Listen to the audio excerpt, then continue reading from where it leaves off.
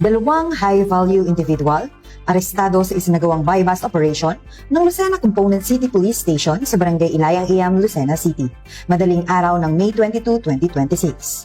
Kinilala ang mga suspect na si alias Rodel, 37 years old, at alias Light, 26 years old, kapwa residente ng Barangay Dalahican, Lucena City.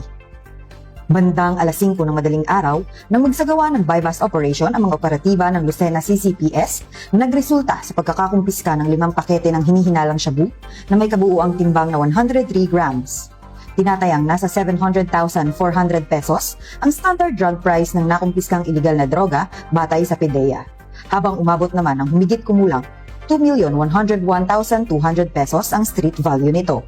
Na-recover din sa operasyon ang buy-bust money at isang asul na pouch na ginamit umano sa transaksyon.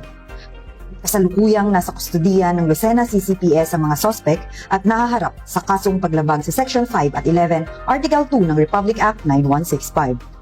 Pinuri naman ni Police Colonel Romulo A. Albacea, Provincial Director ng Quezon PPO, ang matagumpay na operasyon ng Lucena CCPS at muling tiniyak ang tuloy-tuloy na kampanya laban sa iligal na droga upang mapanatili ang kapayapaan at kaayusan sa lalawigan ng Quezon.